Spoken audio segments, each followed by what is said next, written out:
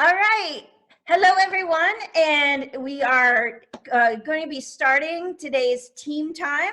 And for those of you who haven't joined us before, team time is essentially our time to kind of pick apart some of the things that may be influencing your eating disorder and highlight how we can use the other things that may pop up either to our advantage or, form an awareness. But, I've been studying this for over 20 years, and by no means am I any sort of expert on everything that an eating disorder entails. So what team time is it's our opportunity to invite the experts in so that they can talk about the things that they are really smart on, and then they can make us really smart on them. And the more we know about these different things, the more we know about ourselves, and then the better we are to kind of maneuver in our life to make our life productive and our life happy. So today we're going to be talking about one of the personality disorders, and specifically the borderline personality disorder. And the reason we're talking about borderline personality disorder is that in 54% of borderline personality disorder patients, they also meet the criteria for an eating disorder. Specifically, when you look at it, the more restrictive personality disorders are more tied to more restrictive eating, like anorexia, whereas the more impulsive personality disorders are more tied to the more impulsive eating disorders, which would be more like the bulimia or the binge eating disorders. When we talk about borderline personality disorders, it's more of the impulsive personality disorder. And that's not to say that everyone who has an eating disorder or everyone who has bulimia or everyone who has binge eating disorder has borderline personality disorder, because as our expert today is going to talk, is you can have traits of it but not have it, and you can have an eating disorder and not have it at all. And what they've shown is that people with eating disorders have a higher prevalence of bipolar personality disorder. So in the general population, it's about 2 to 4% of people have borderline personality disorder. But with people with eating disorders, and specifically bulimia and binge eating disorders, that number jumps up to about 9 to 11%. So again, that's not to say that the two automatically come together. It's just saying that you may be more vulnerable to having both at the same time. And one thing to note is that both are associated with childhood trauma. So that could be a common factor. But today, and I'm sure that you guys are excited, especially if you saw our episode on ADHD, but we have back with us today again my good friend Terry Hagen. And Terry Hagen is the owner and CEO of Hagen Health, which is a thriving holistic health psychiatry practice in Louisville, Kentucky, which again is my birthplace. But what I love about Terry is, even when we're talking disorders, the way that we view them is these are nothing that's wrong with you. It's just something that you need to be aware of, and you may need help managing, or you may need help, making it more functional in your life. So on to our special guest for today, Terry. So hi, Terry. Hi, how are you, Kim? Excellent. So how are you doing today? Doing swell, just swell. Awesome. And so for our people who don't know what a personality disorder is, could you kind of just go into what a personality disorder even is? Right. So in psychiatry, we have diagnoses, and the diagnoses are actually labels that we put on groups of symptoms. Mm-hmm. With the personality disorders, we're looking at what you might think of as personality types. Uh-huh. And so we tend to use the labels as ways of grouping people together and otherwise understanding what they're about. Probably the most basic way to understand a personality disorder, and the word personality is used differently in the mental health field than it is outside the mental health field. So if I say that you have a wonderful, delightful personality, and that if you don't, you have a personality disorder, that's not really what we're talking about. What we're really talking about is if there are things going on with you such that you don't seem to function well in your relationships, then that's what we call personality disorder. And I'm going to talk about some examples. So behind me, I've written on the board the 10 personality disorders. And so here on my right, your left, there's what we call cluster A. The cluster A personality disorders are people who tend to be a bit odd. All right. And so then over here, the cluster C personality disorders are people who are anxious. Okay. And then right in the middle, we have cluster B, and that's mostly where we're going to be today. But just to talk about this in a little bit more detail, in the cluster A personality disorders, the paranoid personality is someone who is suspicious of others to a severe degree, to such a degree that they really can't be happy. They are very suspicious that other people are always working against them and that there are no exceptions. The schizoid personality disorder reminds us of the schizophrenic who's not currently psychotic. They're just kind of odd. They're a little bit withdrawn. They stay to themselves. They don't seem to need people for much. And then the schizotypal personality is someone who is, again, a bit odd, but the textbook case is the guy who seems normal enough at work, but then he goes home and puts on his Uncle Sam costume and goes and stands on the corner and waves his flag, America first, something like that, some odd stereotyped behavior that he does. So schizotypal just kind of refers to odd eccentric behavior. All right. Now, over here in cluster C, the obsessive-compulsive personality disorder is the neat freak. Okay. Yeah. So we throw out this term OCD. Oh, well, you must be OCD. Well, oftentimes it is actually the obsessive-compulsive personality disorder that we're talking about, someone who has to have everything so neat and straight that they appear compulsive and obsessive about it. Yeah. But what makes it a personality disorder is that they do that at the expense of their relationships, meaning other people are held to those very rigid standards, and it doesn't work in the relationship. All right. This one is more tied to the anorexia. So when we talk about the restrictive eating disorders, this one usually we find more so with the anorexia. Okay. Yes. So then the dependent personality disorder is someone, it used to be called passive dependent. The person who just kind of depends on everybody else to do everything else. Yeah. The stereotype would be the 50-year-old woman who's in the hospital again. She doesn't know what's wrong with her, and she's just completely dependent on everybody else to take care of her. So you start to, again, a disturbance in one's ability to conduct normal relationships. Yeah. So then the avoidant personality disorder is literally someone who avoids leaving the house, engaging in relationships because there's a certain anxiety with that. And that's a personality disorder that looks very much like social phobia. It can be very hard to see those two. Okay. So then cluster B, right behind me here, the antisocial personality is the person who doesn't have a conscience or much conscience, such that he hurts other people because that's what he needs to do in order to get what he wants.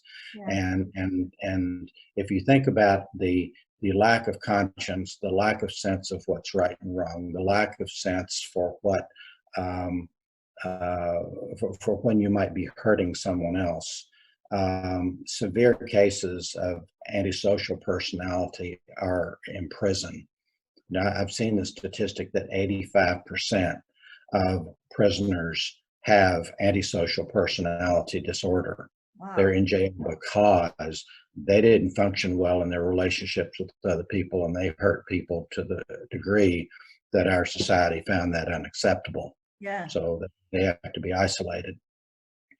The narcissistic personality is the guy or gal who's always right. No matter what, he's right. He knows he's right, and therefore everybody else is wrong. And in a relationship, then the narcissistic personality is the one who's never at fault. You know, if we have a problem in our relationship, you're the problem, and you need to go get your problem fixed, and then we'll be okay. But don't drag me into therapy because I'm not the problem here.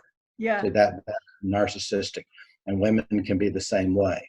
Yeah. The woman who is the tyrannical, domineering head of her family, you know, who makes sure her husband does everything he's supposed to do, and the children all kind of depend on her to get their next instructions. Wow. That So very yeah, uncompromising. yeah. In fact, I have to pause here and tell a brief story that a long time ago, when I was early in my neurosurgery practice, I was not particularly experienced yet at taking care of people with non-surgical low back pain. And I remember having this guy that I was trying to help, but he wasn't getting better.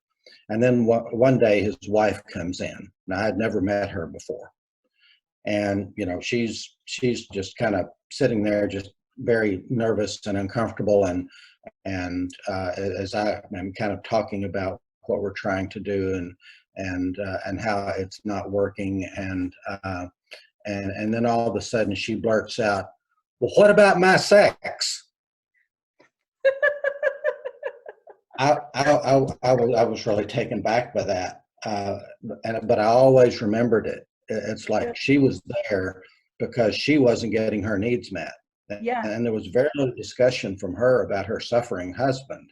Yeah. This was about, so it was very narcissistic of her to be that way. Yeah. Right? The world revolves around her. No one else exists in her world. Well, other Except people to serve exist, her. but only those people who prop up her ego Yeah. and who make her feel like, yes, she is in charge of her life. Yeah. So we don't want to talk about narcissistic personality too much. It's a very interesting personality disorder, and I could talk about it for a long time. But it doesn't have a whole lot to do with eating disorder. So we'll move on, okay? So then the other two in the cluster B category are the borderline and the histrionic. So the histrionic is the drama queen. You know, someone who's a bit seductive, and in her insecurity, she's always trying to get what she wants by having these. You know, she draws people toward her by being very seductive, but then when things go wrong, it's overly dramatic, overly dramatized. You know, the fainting, all that, and so that we call that histrionic personality disorder. So then that brings us to the borderline personality disorder. Now, again, I hope it's okay for me to say that I find borderline personality disorder very interesting. Yeah. It's interesting, and what psychiatrists look for are patterns. And so the borderline pattern is usually a woman, although there are a lot of men with borderline personality disorder. But what you look for is embodied in the word unstable. Uh-huh. All right. So an unstable mood we might call bipolar disorder, but someone who has an unstable personality is going to be volatile. Someone who gets offended easily and who'll fly off the handle at the slightest hint of unfairness. And that can look like a mood swing. Uh-huh. People who don't understand will call that a mood swing, but it really isn't a mood swing as much as it's an angry outburst. Yeah. And this is an area where psychiatrists, where it's difficult for us really to determine which is which in a given patient. Is the patient really borderline or bipolar? And then there are some who have both going on. Yeah. So it really is a difficult area. But the way to understand the borderline personality is that these are, again, the majority women, but also men. And in fact, if as soon as we think that they're women, we're going to miss the man Yeah. who is also very unstable and who might be guilty of angry outbursts. And what you look for when you're in a diagnostic sense is the childhood trauma. Mm-hmm. And so the incidence of sexual abuse is very high in the borderline personality disorder. So you combine the childhood history of abuse with self-harm. Mm-hmm. Self-harm can be cutting or which is said to be a suicidal behavior, although it's usually not associated with a wish to die. But the self-harm is this destructive way of reacting to these very extremely uncomfortable feelings, particularly in relationships, and particularly when the person senses unfairness. It's like in my childhood, I suffered all the unfairness I'm going to for a lifetime, and I'm not taking any from you right now or at any time in the future. So back off. Yeah. That's an angry way of being volatile. And so you can imagine a man who just very flies off the handle very easily. As soon as his wife might say something that strikes him as being a little bit unfair, and he's right there, defending against that in a way that's very, very toxic in the relationship. Women. Does this have to be tied to childhood trauma, or can it be adult trauma or chronic trauma, PTSD, that sort of thing? Or is it usually tied specifically to childhood trauma? The key concept in that is that the trauma causes. Let's back up. In one's childhood, Mm-hmm. the relationship that the child has to each parent, 50% mom, 50% dad, those are the relationships that we absolutely must trust when we're young. We're young, we're vulnerable, we can't survive on our own, so we depend on our parents for our sheer survival. Yeah. But those are also the two most important relationships that we have throughout our lives. Even when our parents have passed away, they're still internalized. They're still the two most important relationships of our lives. And so certainly, one might debate that, someone who has had a perfect marriage for 60 years would say no, that spouse is clearly the most important relationship inside my head. Yeah. But we're talking about the personality and that is forming in childhood. That person who's growing up who ideally needs from his parents. He needs to be treated with respect, needs to be treated as if he's valuable, very lovable. And that's why his parents take care of him and nurture him and give him every advantage to fulfill his full potential. That child who's treated that way will grow up feeling lovable, respectable, valuable, and important. Yeah. This is real important. So then the child that grows up feeling like there's something wrong with me, I can never do anything right. I get this treatment from my parents, and I can't tell that they're wrong. When they're abusing the child cannot see that is somehow bad behavior on the part of the parent. And in fact, it's the opposite. The child assumes that he's the problem. Yeah. And so again, the textbook example of the 7-year-old who believes that his parents who are divorcing because he must have done something wrong. Yeah. It's his fault. It's his responsibility. So children who are being abused or neglected from their parents are damaged Yeah. in the sense that the very people that they need to trust in order to develop normally, Yeah. they can't trust. They can't trust them. And so they grow up then with trust issues. They can't trust anybody. Yeah. And so in psychotherapy, the treatment for this is a lot about being aware of where these trust issues come from, and then making deliberate decisions to trust people in the here and now until you have a reason not to. And Yeah. that can be a very difficult thing to do. Yeah. But you Because see, we want to protect ourselves. that's right. Yeah. The unfairness then that we're always going to run into can be another attack, Yeah. another affront to our need to be treated fairly, Yeah. and we get exquisitely sensitive to that, Yeah. and so I think I have some borderline traits, but Yeah. I grew up with a father who, on the one hand, seemed to be a very dedicated father. On the other hand, he drank too much every night, and in his inebriation, Yeah. he was viciously critical of Yeah. everyone, and that criticism then just dominated our lives, and it was therefore a form of abuse. Yeah. So it messes with your mind, and it Mhm. messes with your mind permanently when it's happening to you as a child. Yeah. So then if we get back to the borderline personality disorder, we've got the history of childhood trauma. You look for that.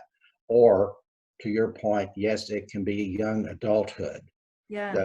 The the woman who grew up in a good family, but when she was 16, she started dating this guy who was very abusive, and Yeah. stuck with him for the next 5 years. Then she's still in her formative years in terms of developing those adult relationships, but this one, because it was so highly abusive, gave her those trust issues. Yeah. And Well, so, it's the point that I wanted to make is a lot of times when we think of trauma, we think of sexual trauma, we think of abuse, but trauma is a lot in the interpretation. And if the child interprets that I'm not safe here, I'm not secure here, I'm not validated here, then they don't develop that security from childhood. So when we say, okay, childhood trauma, it can be that you had a parent that had mental health issues, so while you weren't necessarily abused, you weren't getting your needs met the way you needed to. Or it could be bullying at school, or it could be it's just in an environment. If you grow up in an environment that is not nurturing and it's not meeting your needs, and your interpretation as a child is that I'm not secure here, I'm not safe here. So I just wanted to clarify that a lot of times when we think of trauma, we think of like physical abuse or even mental abuse, but it can just be when you say neglect, it could just be that the child has interpreted that I'm not safe, I'm not having my needs met, this is not a supportive environment. yes, I would agree with all of that. If focusing on the word trauma can be used in a general sense or a more specific sense. And in the case of borderline personality disorder, and to some extent the narcissistic and the histrionic, uh, uh, children do not grow up with nurturing parent-child relationships. Yeah. That they never had it, and they're really messed up in the head because of it. And I hope I'm not overstating that point, but I think that Yeah. our listeners might very well identify with that. Yeah. That when as an adult you look at your life and your relationships and think, wow, Yeah. I, I'm I must really be screwed up in the head here because I can't get my relationships right, or I'm always choosing the wrong woman or man. Yeah.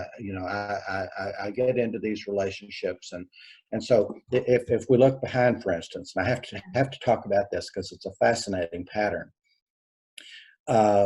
Look, what I see sometimes is that a narcissistic man, as he starts to into a dating relationship with a woman, is strong. He's got all the answers. He's got his stuff together. That is the personality that she sees.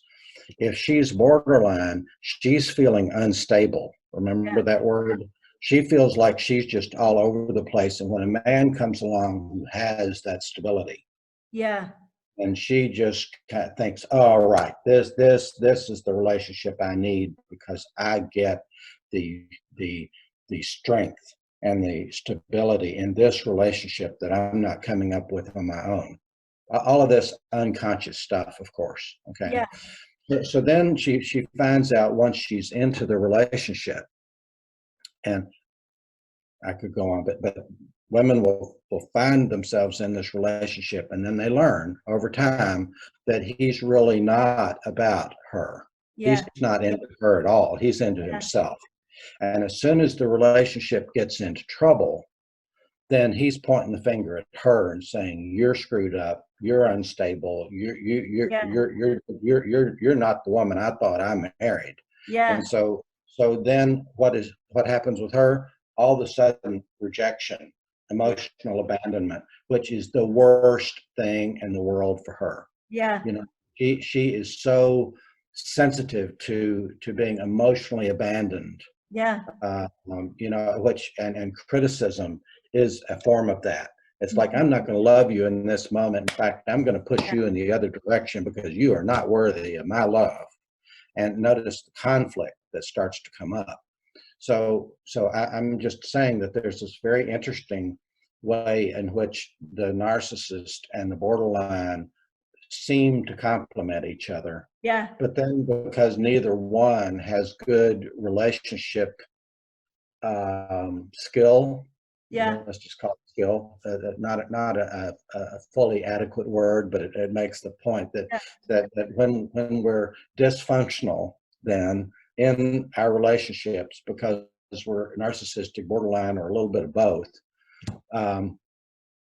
then you can see how things can get really conflictual Well, to a and severe this degree. fear of abandonment too has also been tied to eating disorders, in that I say, okay, well, if I don't look good, if I'm not a certain weight, or if I'm, too big, then, he might leave me. And so they're kind of complementing in that respect, in that they go, okay, I need to look my best so that, so that he'll stay around. But it's not really, it's not realistic. It's not really what's reality. The reality is that, you may have a dysfunctional relationship, or maybe he loves you just as you are, but it's your fear of abandonment that's driving this. And so what you're starting to get into there is this relationship then between an eating disorder and a personality disorder. So you can imagine the woman who feels unstable, and she will do anything to get her man to be attracted to her, and therefore not to reject her. And she will go to extremes with makeup, with exercise, and with eating. On the other hand, if she's not getting her needs met, she may be eating for comfort. And therefore she gains weight and becomes less attractive. She feels much worse about herself, and she knows that he's not. He's because he's narcissistic, he's telling her, yeah, I don't like fat. Okay. And I mean, that sounds so harsh, but that is what happens in a lot of relationships, that very hurtful harshness. And a lot of us grow up with that in the family. I did. That harshness. And I've decided I am a sensitive type. I'm kind of one of those. I mean, at this point in my life, even though I have these anger issues or patterns that I know I learned from my father. I Yeah. learned that behavior from him. Still, there's most of me is I don't want to be in conflict with anybody. Yeah. I love, joy, and peace is what I want these days, and I'll be alone Yeah. before I'll be in a relationship where there's anything Yeah. other than love, joy, and peace. Yeah. Notice that starts to sound a little bit extreme in and of Yeah. itself. Yeah. Because So inevitably there's going to be conflict. I mean, if you ever have more than two people, and it's impossible to agree on everything.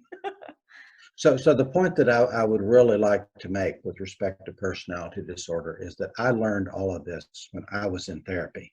And Yeah. in fact, as a neurosurgeon, this is part of my story. As a neurosurgeon, I was that narcissistic type, and in my relationships, I see now the borderline patterns. You get Yeah. unfair with me, you're out of here. And Yeah. they're not. Yeah. I have an angry response to that one every time. Yeah. That's And not it's normal really stuff. important to point out, it's not necessarily that the injustice didn't happen. It's the extreme reaction to it that makes it dysfunctional. So it's not necessarily that you're just making up injustices. There could be a legitimate injustice. It's the extreme reaction to it that makes it difficult to operate in society. There was an extreme injustice in a past relationship Mm-hmm. that is Yeah. not necessarily applicable to the present. So Yeah. what we learn in therapy is, yes, that applied in the past, but does it apply in the present Yeah. relationship? Yeah, so you could be projecting your anger over the past situation onto the current situation.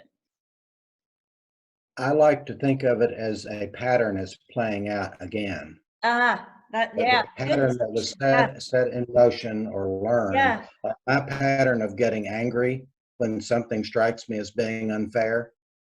I can get angry, and in my ADD, I get hyper focused on that, and oh yeah, I can be in a narcissistic rage for hours or days. or And weeks, or when I months. was married, it would happen for days at a time. Yeah, And so the helpful thing to say here is that it was in therapy that I learned how all this works. yeah, And psychotherapy, then, when you're looking at your own personality and learning how do we think about this? How do what about me? How did I get to be the way that I am? yeah, And how can I use that awareness then to grow out yeah, of it or to grow at a faster rate? You see, we're all always growing yeah, emotionally throughout yeah, life. So then I want to grow faster if I can yeah, to get to that improved version of me yeah, that I'd really like, and I'd kind of like to get there sooner rather than yeah, later. yeah, So so so yeah, I've had a lot of therapy over that, and in fact, I love to say that, I didn't like myself as a neurosurgeon because I didn't like my personality in retrospect. I wasn't aware of it at the time, but I was most often described as being reserved, aloof, and hard to get to know. huh, And so a lot of years of psychotherapy made me decide, well, I like this work more than I like practicing neurosurgery. yeah, It was literally the understanding of personality disorders that led me to switch specialties and to start to specialize in these things. So, I am an expert on it now, yeah, but I don't feel like I'm better than anybody else. I'm just grateful to have learned a lot about myself and have grown to the point where I'm pretty happy with who I am yeah. now. Um, Well, you've come a long way, Terry, because when we met, you were, perfectly open, you were perfectly personable, and and this is, why we're such good friends now. So, well, in this day and age, we're learning that people like vulnerability. They like for you to yeah, be real, to be authentic, and if you've got a yeah, weakness, just mention it. And so that is also a very true psychotherapy principle that when you're yeah, real, when you're vulnerable, you're more lovable yeah, because other people want to know that you don't think you're better than they Yeah. are. They want to know you're And human. they want to know that just as they're struggling, that you're struggling too. Yeah. And if you can just be real about that, then again, it's a very lovable trait to have. What you start to experience in your relationships is that people really like you a whole lot more when you're Yeah. willing to be vulnerable. And I mean, it used to be that you just had to be strong about everything, and nothing less than that was going to work. Oh, yeah. Well, particularly of historical value. You see, my parents grew up during the Second World War. Uh-huh. And during that war was also the years of the Great Depression. Yeah. And it was uh, after that, and the way I was brought up, it didn't matter. It doesn't matter how you feel. What matters is that you do what you need to do. Yeah. Notice a little bit of harshness in that, but Yeah. it's that harshness and determination that you bring to your own character. And while that might be a good character trait to have in some ways, what we learned in the 60s is that okay, we gotta question all this and realize we're people. Yeah. We have an emotional life. We have vulnerabilities. And of Yeah. course, that was 50 years ago now. Yeah. But somehow, particularly with social media being what it is, in this day and age, people look for the person who's real, somebody Yeah. they can relate to, Yeah. somebody who's not afraid to talk about what he struggles with. Yeah. Because And how can you understand me if you're perfect? Yeah. So can you talk a little bit, because I know that like the borderline personality, another one of the parallels has to do with the unstable self-image. Like in eating disorders, a lot of time the eating disorder becomes the identity, or when we talk about the social media or cyberbullying, the fact that women's cellulite is plastered all over the front of the magazines, or their bad relationship is splattered all over the tabloids. But can you talk a little bit about the self-image in borderline personalities and eating disorders? uh, sure. So in personality disorder, we also have this phenomenon that we call perfectionism. And Mm. perfectionism says that nothing less than perfect will be good enough. Yeah, All right. guilty. So again, that's something we learn. It's a dysfunctional pattern that we learn in childhood. And so, long story short, one of the most important lessons that I learned, and this was right as I was starting my own therapy, long time ago. Nobody's perfect. Yeah. And I was told you would be a lot happier if you would think about what degree of Yeah. imperfection you're going to settle for. Yeah. So that's so true. And I learned to say to myself, I'm doing the best I can, Yeah. given given what I have to work. We're all doing the best we can, given what we have to work with. Yeah. And that needs to be good enough. It Yeah. needs to be good enough. So in the context of eating disorder, yes, a lot of people have develop eating disorder because they see themselves as being too fat, Yeah.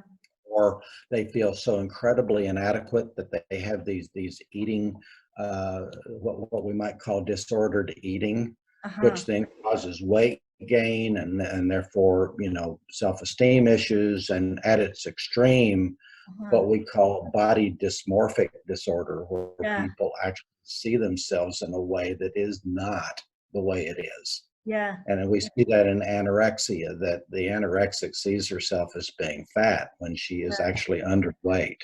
Yeah. It's a very real, hardwired circuitry in the brain at that point. Yeah. And you and I have talked about how hard it can be to change that hardwiring once it's really sucked in. Yeah. Uh, but yes, it is driven by that perfectionism lots of times, and Hollywood has been criticized quite a bit Oh, for yeah. presenting these perfect bodies that we should all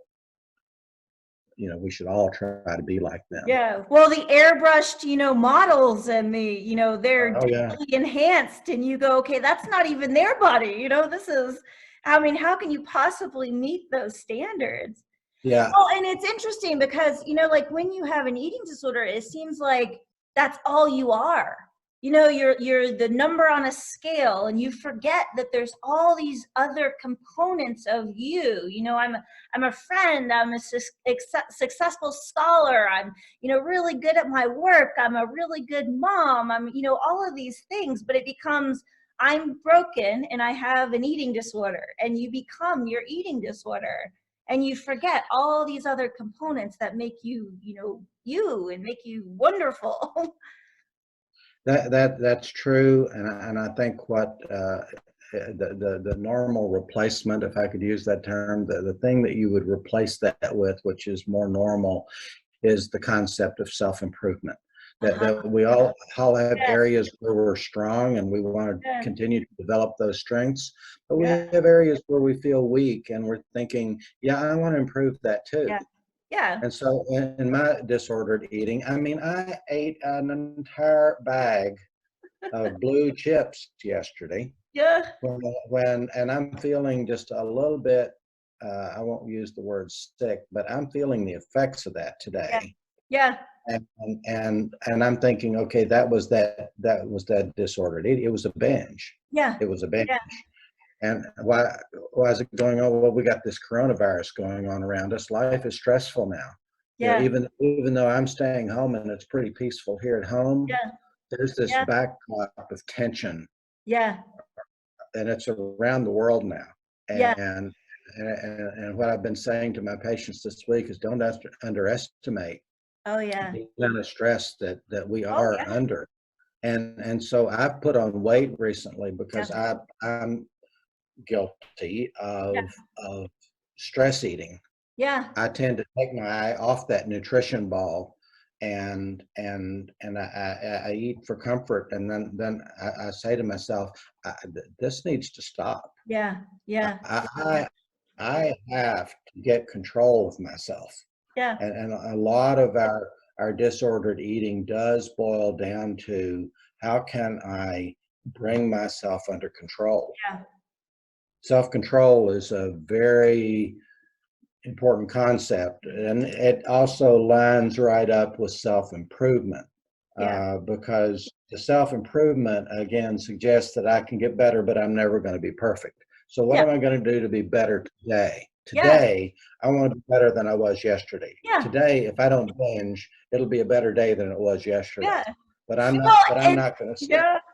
And I'm not Terry, going to set I am myself totally up. with you. I had my chocolate binge yesterday, and I went to Yeah. bed feeling sick. And I woke up this morning and I'm like, okay, today's going to be a better day. Let me go for a walk. Let me, do my morning meditation. Let me do my gratitude journaling.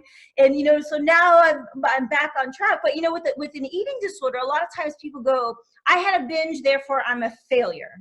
And one binge means my whole life is a failure, and that there's no recovering from it, and then it becomes this vicious cycle.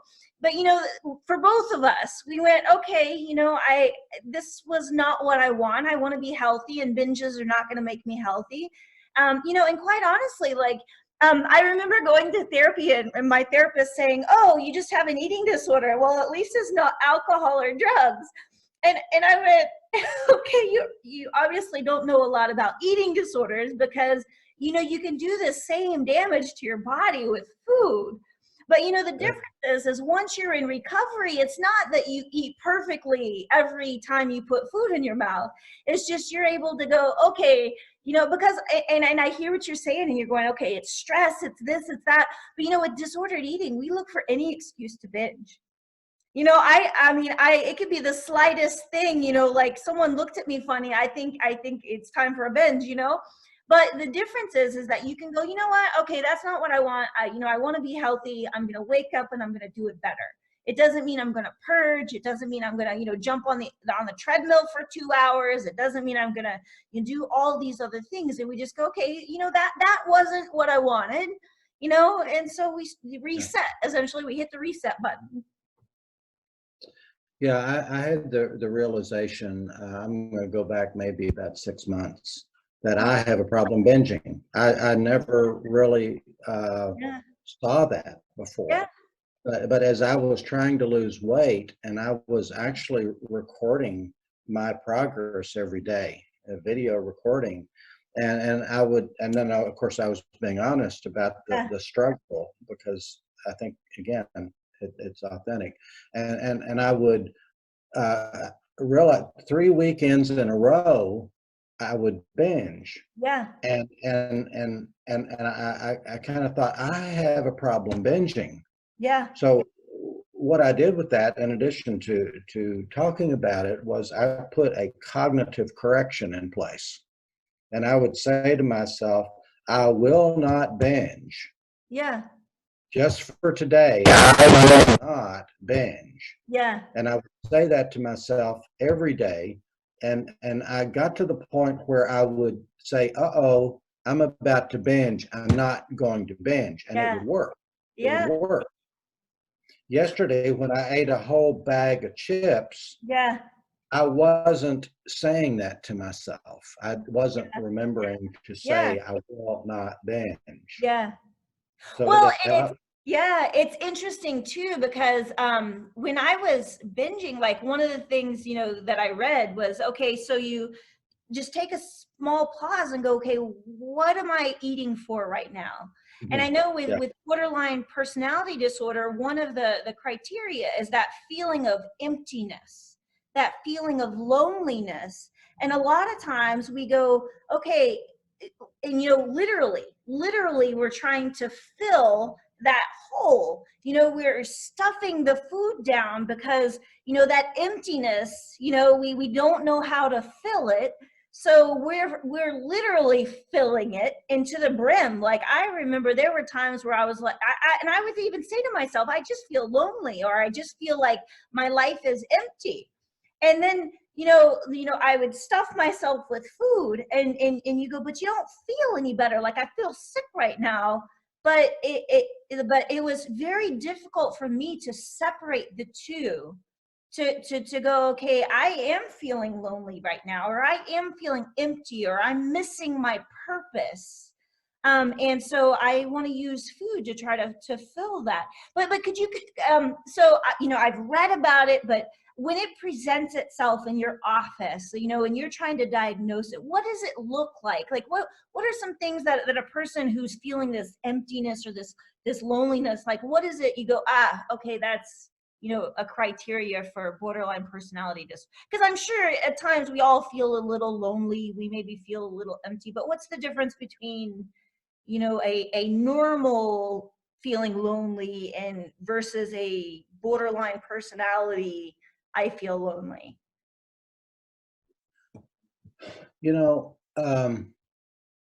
I can't say that I look for the loneliness and the emptiness from a diagnostic standpoint, because that's just not what people are talking about when they come in. Okay. They're talking more about anxiety, actually, some depression. Yeah. And so you start to look for why would you be more anxious than usual? Why are you seeing me at this particular time? Let's just have a conversation in which we kind of look at a bigger picture of what's going on in your life. And so, a depression might be, well, I broke up with my last boyfriend a couple of months ago, and and so then you pick up that this isn't just, a breakup can be a loss. Yeah. And as much as much as we like to tell ourselves, I need to move on, it can be very hard to do. And so you're feeling the loss, but the borderline patient is going to have that history. Yeah. I mean, I look for the childhood abuse, the self-harm, and the volatile relationships, those three things. Yeah. And so in talking with people, I'm, what you get good at over time is kind of sensing what's going on, and then following that lead and asking questions that tend to confirm on the one hand. On the other hand, they add more detail to that picture, what we call the clinical picture. And so I'll ask somebody, a couple hundred questions, and then I'll say, okay, I'm going to let you rest here for a minute. I've been asking you all these questions. You're very good about the answers, and let me tell you the picture that's forming. So that is, diagnostically, that's how you pick up on the borderline personality. And I will tell you that what in the adult, the predominant symptom is relationship conflict. Mm-hmm. Yeah. Like there's always fighting going on. Yeah. And people think that fighting is normal. It's not. We get into fighting. Why would you fight the person that you love the most? Yeah. The person Yeah. who wants to love you more than anybody else. Yeah. You're going to fight and think that that's good for your relationship. Yeah. It's not. It's And not. disagreeing is different than fighting. Well, it's important. Yeah, we can get into an anger management discussion, but that is that the volatility in the relationships of the borderline patient, that's that paramount symptom complex. And then say, okay, yeah, there's childhood stuff going on that tends to explain it, and self-harm and even suicidal, that a woman can feel so rejected and angry in her rejection that we call this reactive suicidality. That she will declare, I'll show you how much you've hurt me. I will kill myself, and then you'll know how bad you are and how much you mistreated me. Yeah. You don't want me around? Great. I'll go away. Yeah. And then you'll know. Then you'll know that I'm right and you're wrong. Yeah. How you're treating me. Yeah. And so let me ask you this, because like one of the crucial pieces to recovering from eating disorders is developing that social support system. So is that what complicates the recovery so much? Is that it's this relational dysfunction and this relational volatility that kind of almost, I won't say prevents, but complicates building those supportive, trusting relationships? Again, the key word there is unstable. And so we talk about the parent-child relationship that is still going on to some degree. It's internalized. And we can talk about the relationships of the present, but there's a sense in which, in that sense in which each of us is living his life or her life inside your head. Okay, it's inside your head that a lot of this stuff's going on, and you're feeling unstable inside your head. And so it is the instability that also makes you somewhat unstable or inconsistent with your eating. In other words, if you're going to feel unstable in every way, and that is the work, then it's going to spill over into every area of your life. Well, and it's interesting because I know with me, my relationships would go from one extreme to the other. Oh, he's Mr. Wonderful. I would totally overlook all of the signs. My friends would be like, oh, why does she not see this? But I also had this feeling in my brain, and literally I would tell people, like, I have this belief that people will always let you down. They will always disappoint you. They will always do something bad to you. But it was this extreme. On one hand, I wanted to be in a relationship, and I didn't want to, I wanted someone stable in my life that would love me unconditionally. And so you overlook a lot of these things. Always Mr. Perfect, but on the other extreme, I had it in my brain that, everyone's going to let you down. He's eventually going to do it too. And so it was like this tug of war where you want to be connected, but you can't be connected because you're just waiting for the other shoe to drop. You're like, eventually I'll see the real person and they'll do something to me. And then, when something does happen, like you were saying, you're like, okay, it's happened. You're done. You're out of my life, Yeah, right. I've been waiting for this to happen. Yep. I thought you were the best person I ever met, but now that you treated me unfairly, then now you're the worst person I ever met. Yep. Notice the extremes. The extreme thinking. And then it's very hard. Because like you were saying, people are doing the best they can. you know, and that's not just us, but that's them too. And, you know, mistakes are not personal, typically speaking.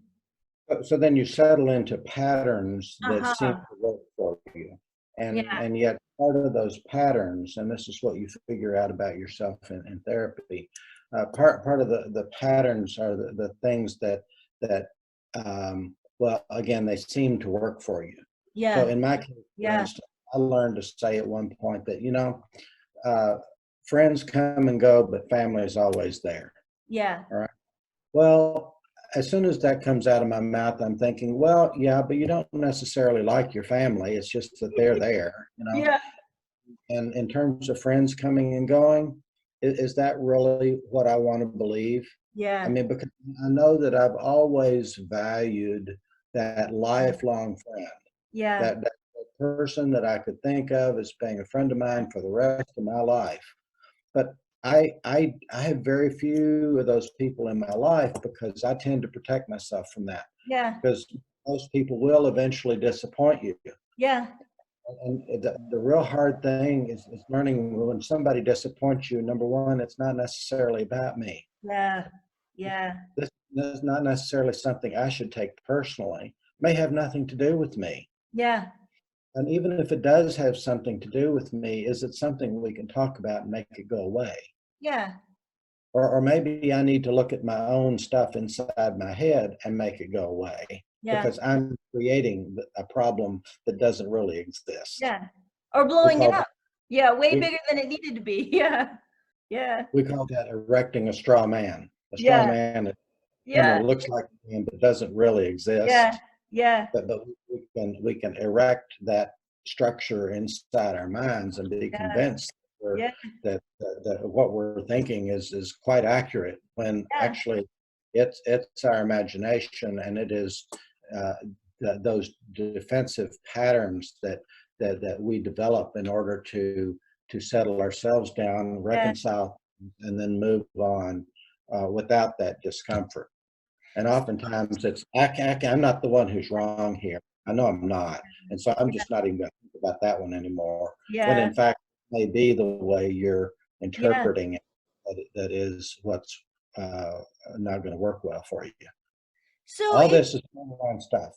Oh yeah, yeah. So Yeah, so if you have a person who comes in with borderline personality disorder, how do you treat them, and what are some tips that you can give them to, you know, like to kind of, I would say, decrease some of this volatility and, you know, form more secure relationships? sure. Well, as a psychiatrist, I don't do a lot of psychotherapy, but Mhm. I know a lot about psychotherapy, and Yeah. particularly having been in psychotherapy myself. So my number one rule with borderline patients, and there was a time borderlines can be very difficult. All Yeah. right. When I Yeah. was in my residency, it's real funny. When I was in my psychiatry residency, I remember saying, when I get into practice, I do not want to see borderlines, and I don't want to see people who are anxious. Yeah. And so, anxiety disorders and borderline. Well, uh, You're after a not while, alone. A lot of therapists feel that way. Yeah. but then you realize that people are coming to see you because they're anxious, and you Yeah. can help them figure that Yeah. out. Yeah. And with the borderlines, there's one key that I learned, which has made all the difference. And that is that borderline patients are exquisitely sensitive to rejection. Yeah. And, Yeah. and when I meet them, I say, look, I want you to kind of understand that I like you. I want to work with you. We're Yeah. good. And Yes. you know Yeah. that in this moment, you know that I'm very genuine about that.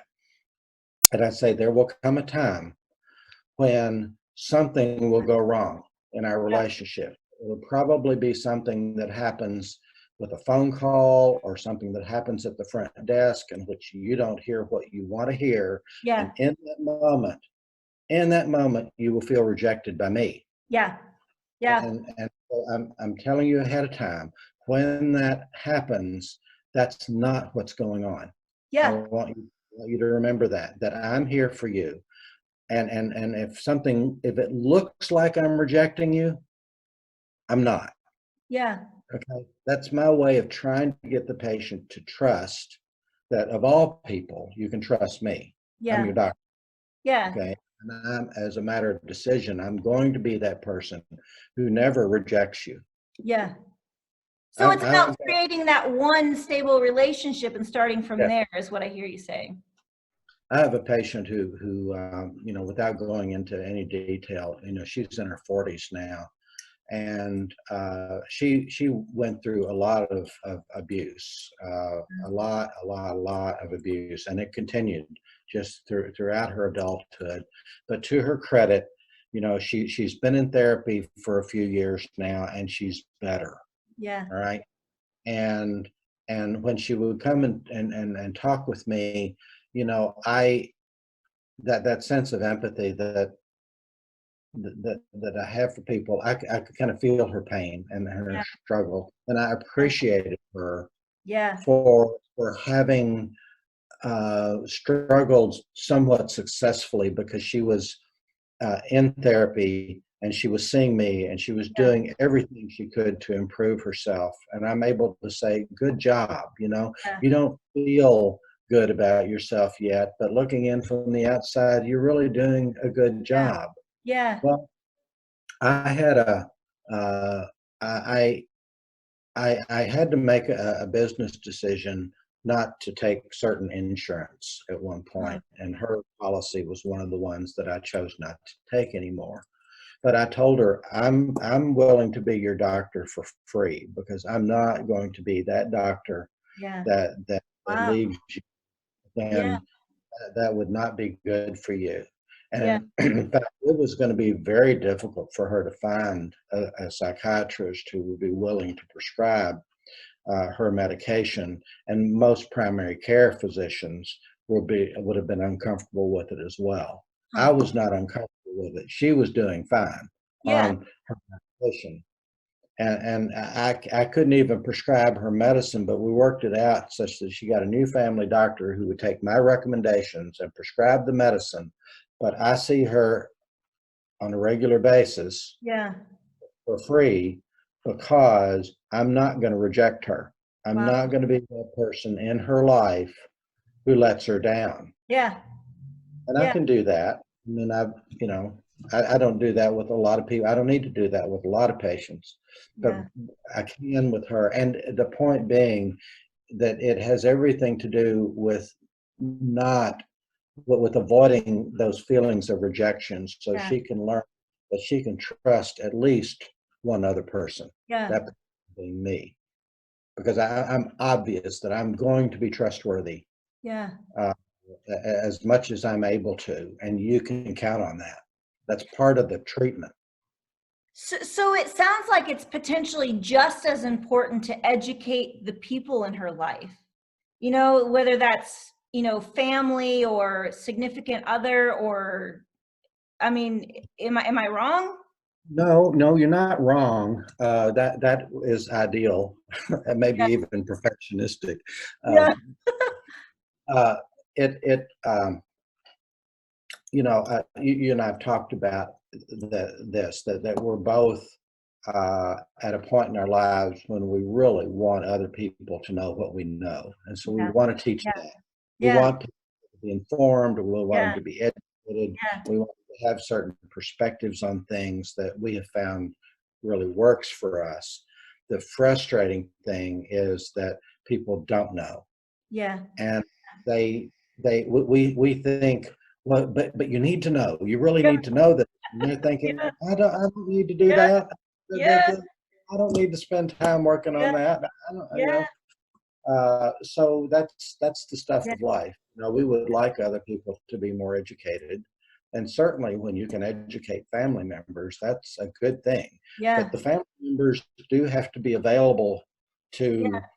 to to participate, to be involved, and to Yeah. want to learn those things. And when they are, the supportive family can mean everything. Yeah. Yeah. Because it expands. So it's not only you that's that stable person in their life, it Yeah, becomes other people. And they go, okay, now I can rely on my mom. I can rely on my dad. I can rely on my partner. I can, and they start to I think once we understand it, we interact better. We do get better, yes, but that almost sounds extreme. Like all of a sudden, I can trust everybody in my I family, know. and Yeah. the borderlines who are hearing that are thinking, "No, I know that's not true."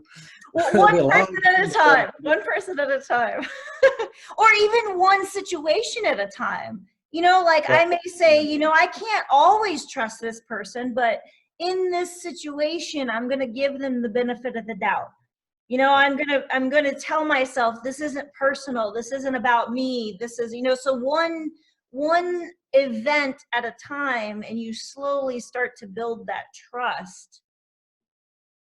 But it's Yes. hard. I mean, because there are times when we hurt each other and it is very personal. So I think it is hard to go, hey, just because this person hurt me doesn't mean everyone's going to hurt me.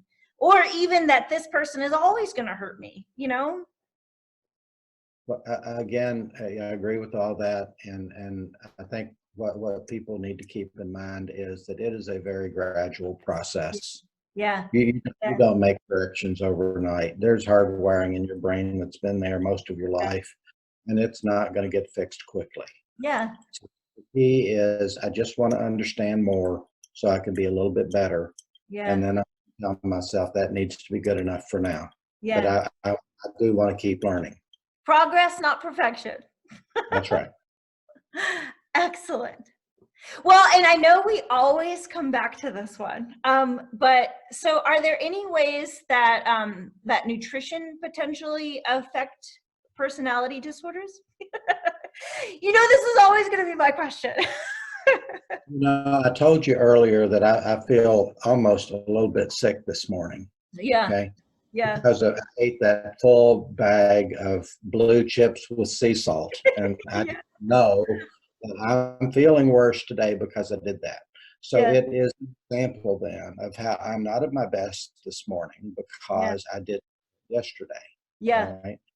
But my awareness of it is, therefore, I want to be at a point tomorrow morning where my mood, my sense of contentment, even joy, is a lot better than it is in this moment because I have eaten well yeah, and yeah, I've done exercise. yeah, I mean, if there's one yeah, thing that get into people's minds is that the quality of the food you eat and the quality of the activity that the exercise that you do has everything to do not just with being happy, but with how well your brain works. yeah, yeah, And given that we're all trying to regulate that yeah, thing inside our heads, all those issues and all those you know, conflicts and black and white, or should I eat this or should I eat that? It's always this or that, this or that, this or that. There's so much of that goes on all the time. And we're just simply better able yeah, to feel good and to think yeah, clearly when we're paying attention to what we're eating and exercise. yeah, That you can't just eat well and sit on the couch. yeah, You'll get better. You'll get yeah, better, but there is no substitute for breaking a sweat and getting your heart rate up yeah. almost every day. Yeah, and it doesn't have to be extreme. It can just be walking around the block. You know, Yeah. start small Well, wherever you are. yesterday, I walked around the blocks farther than I have any time in recent months because Yeah, it's springtime. And I felt a little bit tired last night. That may have been why I ate that full bag of blue chips yeah, yeah, because, exercise can't stimulate your appetite. yeah, But I also bought an elliptical trainer yesterday yeah, because, all the gyms are closed now with the coronavirus problem. And so, but I thought, no, I've got to bite the bullet and spend the money on yeah, something that I can do here at home reliably, consistently. yeah, I've got for that self-improvement. yeah. I've had two treadmills in the past that I never used, ended up getting rid of them. And people joke around how your treadmill becomes your coat rack. Yeah, But again, for the sake of self-improvement, I want to try again. yeah, And that's all we can do, actually. We yeah, keep trying to be better and better We have to be Yeah. patient with ourselves. Yeah. That the weaknesses and the inconsistencies are still going to be there, but we can still enjoy getting better. Yeah. Well, and I think part of it is sometimes people go, okay, I want to start working out. I need to do a 30-minute run on the treadmill. And you go, okay, maybe just start with a 5-minute walk. Yeah. That's Yeah. 5 minute more than you did yesterday. So, let's start there. But it's funny, and in self-admission, part of the reason I bring up food is because I would say that I have a lot of traits of borderline personality disorder, and because I am very sensitive to injustices, very sensitive. So one of my coworkers, I had forgotten my lunch, so, I had gone to the gas station. I got one of those huge candy bars. And so, my food through the day was that huge candy bar and a bunch of those, what do they call them? Jolly Ranchers that, my coworker has a big jar on his desk. So that was literally what I ate, over the course of the day. And then towards the end of the day, I found myself like just getting very angry, and like everything that people was saying, like I just had to breathe for a minute because it was really like starting to make my blood boil. And when I stepped back a minute, I went, okay, you're just overly sensitive right now because you have all this sugar, like is making your mood unstable. Okay, so please let me point out, yes, that is you asking yourself, what is going on with me? Yeah. What's going on with me? What are the answers? Yeah. Okay, I call that self-regulation. I also call it self-analysis. Yeah. That is a very mature thing to do. In fact, it is the thing that makes you grow.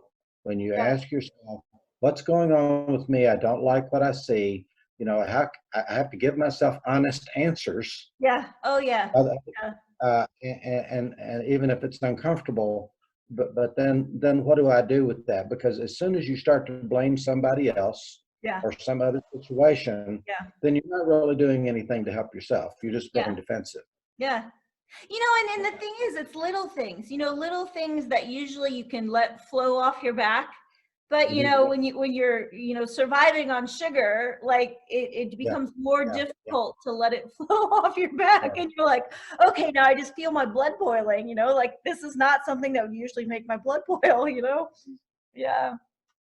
But yeah, so we're all growing is what I hear, and that Yeah. it's all about just every day waking up, doing the best that you can to take care of yourself, to take care of the people around you, and just Mhm. one step forward every day, just a little bit better. It doesn't have to be okay, now everything is perfect, just a little bit better than yesterday. So yeah, so that's awesome. So I know we're at the top of our hour and we are starting to wrap up, but I want to give you any opportunity, anything that you want to highlight, or any extra tips that you would like to give our audience. You know, what comes to mind is that in the mental health field, we often talk about self-care. Uh-huh. And Yeah. and and it's a really good thing to think about, that we all try hard, I believe, to Yeah. do the best we can, to be the best versions of ourselves that we can muster. We're all doing the best we can.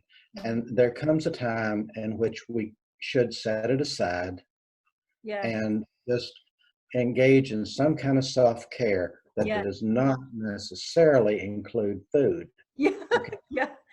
Yeah. Now, if it's going to include food, and I'll tell you what direction I'm going. I'm on a healthy food um, diet now, which is intended to improve my kidneys, my heart, my brain, my mood. Yeah. That's primarily plant-based. Yeah. Well, I've got this big green egg, this very expensive smoker, and I mean, I can cook a steak on that is better than I can get in any restaurant. Yeah. Um, and in my reading, I know that I can have a serving Yeah. of grass-fed beef, Yeah. Okay, in fact, grass-fed beef seems to be necessary to avoid depression Yeah. in a fairly decent percentage of people. Okay, but I'm going to use my smoker now, my grill smoker, to learn how to cook the vegetables Ah, in ways that are every bit as good as a piece of meat, if not yeah. better. Yeah. So, you may have had the occasion to go to a restaurant and order the veggie platter. Yeah. I Yeah. want to take that to new heights. I Yeah. want to learn how to do vegetables and even fruit that is Yeah. grilled strawberries, for Oh, instance. yeah. And so, yeah, the point is to, again, in your self-care, enjoy cooking, Yeah. but enjoy cooking those things that you can really feel good about. Oh, yeah. Yeah. Yeah. Well, and that's the thing. A lot of people, they have this prescription for health, but, sometimes just something you enjoy can be Mhm. just as healthy. So, if you want your piece of chocolate or you want your piece of steak, enjoyment of food is also a healthy thing to do. So if you're always eating healthy, but you find no enjoyment in it, then, maybe you need some flexibility. Well, what I would say is, lots of times we hesitate to give up Yeah. a food. Yeah. I mean, for Yeah. years, I would say, I will not pass up a chocolate chip cookie. Well, Yeah. I will pass up a chocolate chip cookie now because Yeah. Yeah. my I've changed my belief. Yeah. Okay, so I actually enjoy a roasted breaded broccoli Yeah. more more Yeah. than I enjoy a chocolate chip cookie. Yeah. And while that might sound a bit off for some people, Yeah. I'm talking about the ability to change the way you think Yeah. and what you Yeah.